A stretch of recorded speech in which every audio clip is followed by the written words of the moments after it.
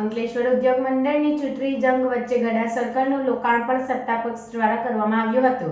અંકલેશ્વર જીઆઈડીસીમાં ગોકુલમ ચોકડી નજીક જાહેર માર્ગ પર નવનિર્મિત સર્કલનું એઆઈએ સત્તાપક્ષના પ્રમુખ અને હોદ્દેદારો દ્વારા લોકાર્પણ કરાયું હતું. અંકલેશ્વર ઉદ્યોગ મંડળની ચૂંટણી હાલ 10 સભ્યો માટે યોજવામાં આવી રહી છે, જેનું ચૂંટણી ચિત્ર આગામી 19મી જૂનના રોજ સ્પષ્ટ થશે. આ વચ્ચે 15 જૂનના રોજ સવારે 11 કલાકે અંકલેશ્વર જીઆઈડીસી રહેણાંક વિસ્તાર અને જીઆઈડીસીને અડીને આવેલ ગોકુલમ ચોકડી ખાતે લોકભાગીદારી નિર્માણ પામેલા ગદા સર્કલનું લોકાર્પણ ઉદ્યોગ મંડળના પ્રમુખ જોશુ ચૌધરી અને તેમની ટીમ દ્વારા કરવામાં આવ્યું હતું. હાલ ઉદ્યોગ મંડળની ચૂંટણી હોય અને આ વચ્ચે જ સર્કલનું લોકાર્પણ થતાં ચૂંટણીની આચારસંહિતાનો મુદ્દો ઉઠ્યો હતો.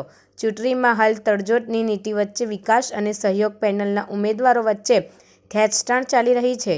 ચૂંટણી જંગ વચ્ચે જ સર્કલનું લોકાર્પણ કરવામાં આવતા સામાન્ય રીતે ચૂંટણી જાહેર થતાં જ આચારસંહિતા લાગુ પડતી હોય છે અને નવા વિકાસના કામોને મંજૂરી આપવામાં આવતી હોતી નથી અને રોક લાગી જતી હોય છે. ત્યારે ચૂંટણી જંગ વચ્ચે થયેલા સર્કલના લોકાર્પણ માટે સવાલો ઉઠતા આ અંગે એઆઈએ પ્રમુખ જોશુ ચૌધરીને પૂછતા તેમણે આચારસંહિતા લાગુ ના પડતી હોવાનું અને બંધારણમાં જોગવાઈ ના હોવાનું જણાવ્યું હતું અને સર્કલ નિર્માણ કરનાર દાતાને આઉટ ઓફ ઇન્ડિયા જવાના હોવાથી રાત્રિના કમિટી જોડે ચર્ચા કરી સવારે તેના લોકાર્પણ શનિવારના દિવસને લઈ કરવામાં આવ્યું છે.